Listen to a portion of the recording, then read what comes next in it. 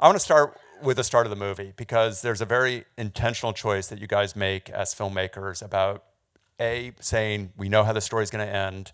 It's not going to end well, but also it's going to be funny. There's going to be this phone call that's going to kind of set the tone for the film. When you first got the script, was that already there? Was that part of what you saw in Chris's story, that it was going to be both sad and happy and funny at the same time? Absolutely. That was always going to be the first scene, and that's what kind of stood out too. We heard Adam Scott, my husband, and I are business partners, and we had gotten the script, and we were intrigued by the fact that it was a writer at SNL, a senior writer at SNL had wrote it, and then we read that script, and that first scene just hit us real hard. So tonally, it's such a challenge to make a movie like this, and I think that was maybe the number one reason we wanted to jump on board, and we were so lucky that it came our way. Molly, this is obviously a very personal story to your writer-director, Chris Kelly, and it's based largely, but it's not documentary, it's based largely on his own mom. In those very first conversations you have with Chris, what were the important things that he wanted you to know, and what were the important things that you wanted to know about how you could create this character that wasn't going to be a mirror of his mom? I think that he really guided me through her values, like what was important to her, and kind of what her take on was when she got sick, kind of her attitude, her humor, her toughness, her values. We just talked about everything, and I was very worried about some of the scenes because it's kind of all over the map. We shot all over the place, and some of the scenes she's really sick, some scenes she's on chemo, some scenes she's off chemo. So he really said, "I'll help guide you because I can tell you, what the level is, and if you want me to write it in the scene like she's." In terms of sickness and health, she's like a 3 or a 10. So he really helped me with that. And then I also talked to his mom's best friend for a couple hours to really get a sense of her from a girlfriend's point of view, some stuff that Chris might not be able to tell me, and that was really helpful. So I did stuff like that. But he also, it's semi-autobiographical, right. So we wanted to be clear, like this is not some documentary that we're recreating exact moments, but just getting an essence of her. Elle, I want to ask a little bit about the look, especially for Molly, about what you're working with, what kind of reference you're using, and maybe the difference between being sick with cancer and being sick from the treatments for cancer. Yeah, I think the biggest thing Chris really wanted us to focus on was references from his actual mother, and he showed us photos kind of not super close to the end, but kind of when she was going through chemo and when she was off chemo and just sick from cancer, and those were really important for Chris to have differentiated in the movie because we want to show when you first go off chemo, it's like you have an uptick where it's like it looks like you're getting better, and then it kind of goes back down again. So we really wanted to differentiate between the two so that people knew like, okay, she's on chemo and it's making her ill, the throwing up. So what we really tried to focus on was her skin color because that's huge. When you're sick from chemo, it's like very yellow. And then when you're sick from cancer, it's more of kind of a gray, like dull tone. So we really wanted to not make it look like she was wearing a ton of makeup. Like this was just a natural thing that was happening kind of underneath. And having those references from Chris's mom were super, super important for us. And what about hair as well? The hair was a huge thing for Chris because he wanted the length to be just right. He kind of broke down the script for us in terms of sickness in months versus days. So when his mom first shaved her head, he wanted the growth to be like just right. So we had kind of two distinct wigs. It was short wig and long wig, and it was kind of like the length had changed, and you could really see the difference. It was like he wanted the natural gray to grow in, just like his mom had let happen, and she didn't dye her hair after it grew back. So those were really, really important things because it's such a subtle but jarring like look when you see someone who has gorgeous hair like Molly and then all of a sudden she's got short gray hair that could, we actually use men's wigs to really kind of sell that point. Brian, when you're making a movie that is going to start with the death, but is also going to be filled with life and filled with humor and a lot of comedy, what does that suggest to you in terms of look, in terms of lighting, and the way in which you're going to light scenes, and the way in which you're going to move the camera? And what were the conversations you had with all of these people and your writer-director about what you're going to do? It was Chris's first movie, but he had very clear ideas in his mind of what he wanted it to feel like. And I think the main thing was he didn't want to over dramatize or take the easy way out or be very harsh and manipulative with the style of the movie. So we really worked out of a place of like taking what was there, using natural light, using practicals, and supplementing to add three-dimensionality and add interest and shape, but really trying to be in the moment and not have a lot of bells and whistles. It was pretty much exclusively handheld camera, really moving with the cast. And I think we didn't try and lean too heavily into like, let's make the scene look horribly sad or really funny.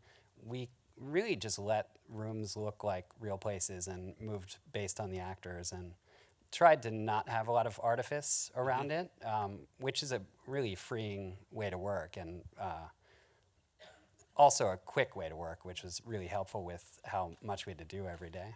How did this movie come together? Did you guys get involved in the initial development, and how did the pieces all fall into place that you were able to pull it off with probably only a couple weeks of shooting? Adam and I had gotten the script, I think, about a year and a half before we actually started shooting. So we were very early on. I don't think he'd brought it out anywhere else. We had a mutual agent, so we were blessed with this script before many eyes had seen it. And our first task was really finding David and Joanne. And so Jesse Plemons came on pretty early after reading it. He too, this is his first leading role, which is kind of hard to believe.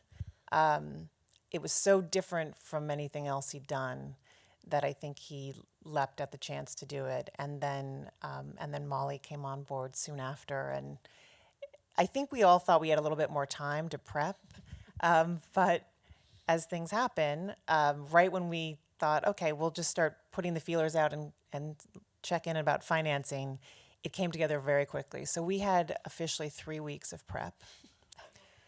Better than 3 years of prep, right? Better of just waiting for everything to fall in place. True. I think we cast, I don't see any reason why I can't say this, but I think we cast 32 parts in a week and a half, which, I mean, I guess we just don't know any better. That's amazing. We had Alison Jones, who helped us tremendously with the casting, but it was kind of just like every top choice came through. Adam told a story with June Squibb, obviously, and Paul Dooley are such great actors and do such great work here. But we had a conversation where we said, okay, when June Squibb passes, we will go to who next? And we just never thought in a million years that June Squibb would say yes. And again, she read the script and told at a Q&A last night, she told her agent, I don't care what I play in this. I want to be in this movie. So, Molly, I want to ask you a little bit about maybe the scene when you read the script that you were perhaps the most afraid of or the most kind of focused on as you start filming. And then did that turn out to be the scene that was ultimately maybe the trickiest, or was it something that you hadn't expected?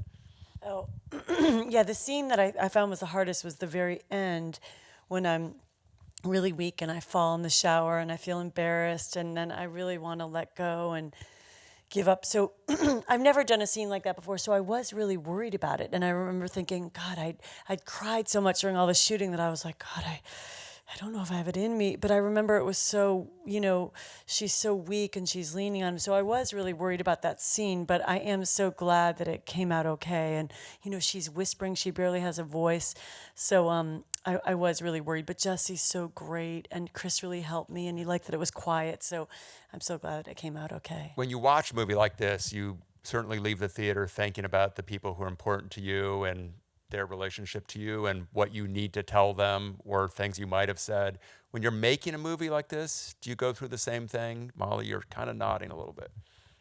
Yes, I think I really thought about my own mom and my father and their values, and you really do think so much about your own children, and so many of those thoughts flash through my head and still do, and I just think about how her life was cut short, and people's life who's cut short, and what a mother would do for anything, just to buy time, to spend more time with her kids, just how a mother would fight to the end of the earth for her children, for her family. I deeply related to the material.